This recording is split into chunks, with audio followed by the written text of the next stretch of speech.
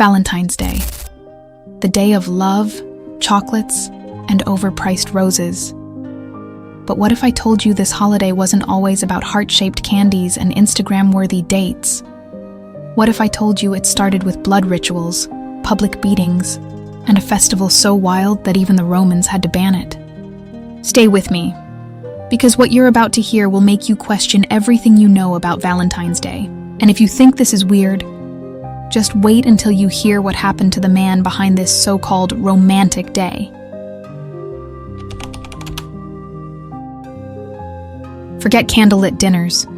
The origins of Valentine's Day are drenched in blood, literally.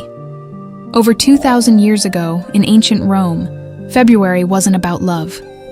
It was about Lupercalia, a festival where priests would sacrifice goats and dogs, skin them, dip their hides in blood, and then run around the city whipping women. Why? Because apparently, getting hit with a bloody animal hide made you more fertile. And guess what? Women lined up for this. Imagine explaining that to your girlfriend today. Babe, forget chocolates, I got you a bloody goat whip. You're welcome. But the madness didn't stop there. The festival ended with a weird, ancient version of Tinder, where men would draw random women's names from a jar and be paired for the festival. Sometimes these pairings led to marriage. Other times, well, let's just say it wasn't exactly consensual. But we love to think of the past as romantic, but let's be real. If your boyfriend celebrated Valentine's Day this way today, he'd be in prison, not a relationship. But things only get darker from here. Now let's talk about the man himself, Saint Valentine. Who was he? Nobody really knows. That's right, the guy we celebrate every year might not have even existed the way we think. There were actually 3 different Saint Valentines, and none of them had a happily ever after. The most famous legend says Valentine was a priest in Rome, back when Emperor Claudius II ruled. Claudius was not a fan of love. In fact, he banned marriages because he thought single men made better soldiers. Yeah, because nothing says great soldier like a guy who can't even commit to a relationship. Valentine, being the hopeless romantic he was, ignored the law and secretly married couples. But when Claudius found out, he wasn't feeling the love, so he had Valentine arrested and sentenced to death. But here's where it gets even creepier. While Valentine was in prison, he allegedly fell in love with the jailer's daughter. Some say he even wrote her a letter signed, "From your Valentine," which is how the whole Valentine's card tradition started. Imagine getting ghosted by a guy only to find out he got executed. Talk about a bad breakup. Valentine was beaten, stoned, and then beheaded on February 14th, 269 AD. That's right. Valentine's Day is literally the anniversary of a brutal execution. Now tell me, how romantic is that?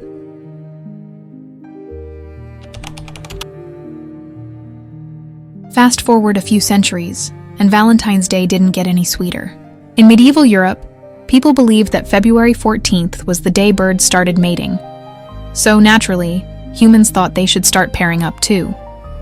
This led to bizarre traditions like love lotteries, where men would randomly pick a woman's name and have to woo her for the rest of the festival. So basically medieval speed dating, but with way worse hygiene. One of the weirdest traditions was Valentining, where men would wear their chosen woman's name on their sleeve for an entire week.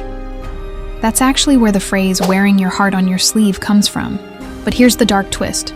If you didn't have a Valentine, you'd be publicly humiliated.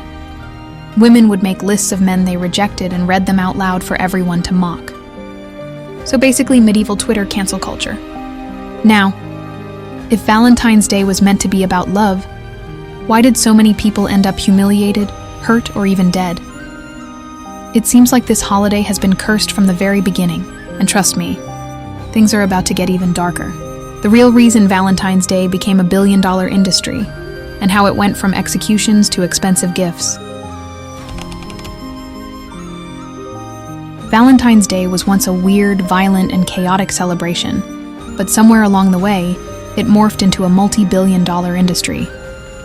So, how did we go from whippings and beheadings to chocolates and teddy bears? You can thank Geoffrey Chaucer, the greeting card industry, and capitalism. Back in the 1300s, English poet Geoffrey Chaucer decided to romanticize Valentine's Day in his poem Parliament of Fowls, where he wrote about birds choosing their mates on February 14th. People thought, hey, if birds are falling in love, maybe we should too. By the 1400s, nobles in Europe started writing love letters to each other on Valentine's Day. And then, in the 1800s, a woman named Esther Howland saw a business opportunity and created the first mass-produced Valentine's Day cards in America. So if you've ever wasted $10 on a Hallmark card that someone barely read, blame Esther. Fast forward to today, and Valentine's Day is worth over $25 billion a year. That means more money is spent on this one day than some countries' entire economies. But here's the weirdest part. Most of the money isn't spent by women. Men spend almost twice as much on Valentine's Day as women do. Now, let's be real. If Saint Valentine could see that his execution anniversary turned into a capitalist money grab, he'd probably be rolling in his grave. And speaking of creepy graves, let's talk about where Saint Valentine's head ended up. You'd think a guy who became the symbol of love would at least get a peaceful burial, right? Nope. His skull is literally on display in Rome. That's right. If you ever visit the Basilica of Santa Maria in Cosmedin, you can actually see Saint Valentine's severed head, decorated with flowers, sitting in a glass box. So romantic, right? Nothing says true love like a decapitated saint staring at you. And just to make things even more confusing, there are at least 10 different churches around the world claiming to have pieces of Saint Valentine's body.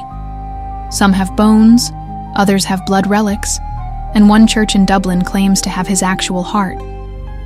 Imagine telling your date, "Hey babe, want to go see a real human skull for Valentine's Day?"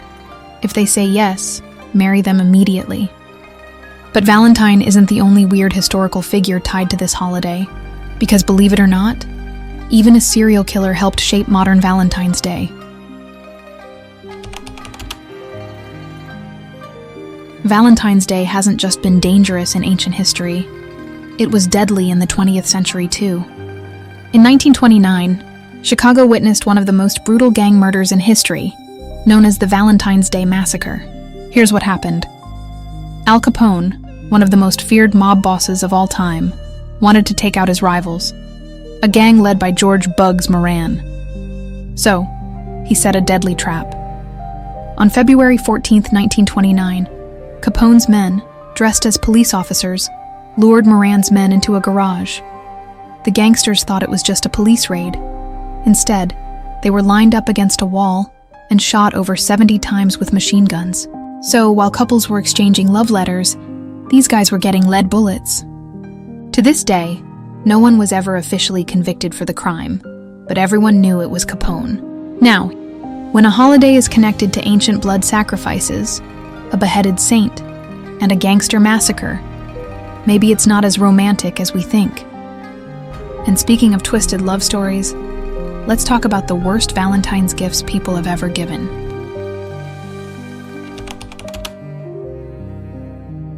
We all know someone who's given a terrible Valentine's gift, but history has some next-level disasters. King Henry VIII, yes, the guy who beheaded his wives, once gave a woman's severed hand to his mistress.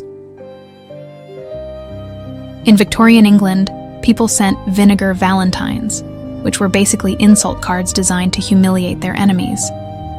Imagine sending your ex a card that says, "You're ugly and no one loves you."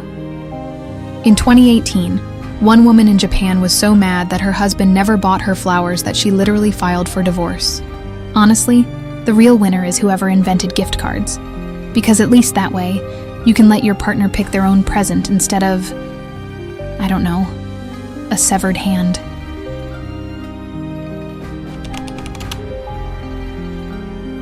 If you think love spells and potions are just fairy tale nonsense, think again.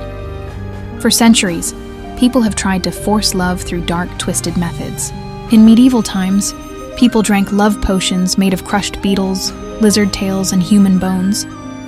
The idea was that drinking something disgusting together would bond two people. Or, just give them food poisoning.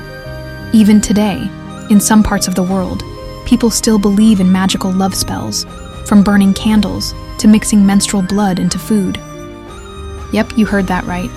Some cultures believe feeding a man a bit of blood will make him obsessed with you. Romantic or just straight up terrifying? You decide. But the biggest love spell of all? Social media. Think about it. We've gone from writing letters with a feather quill to spamming heart emojis on Instagram.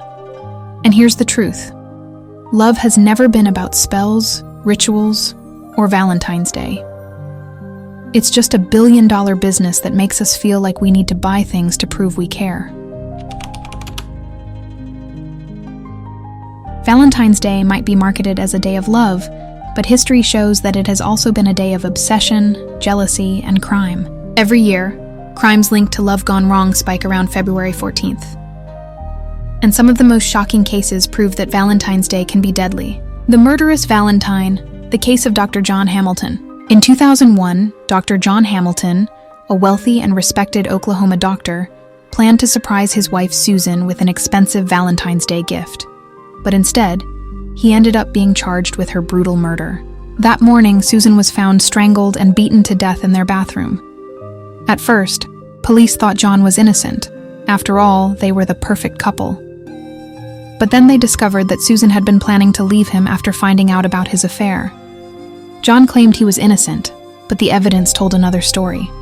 Blood on his clothes, strange behavior, and scratches on his hands. His Valentine's Day gift.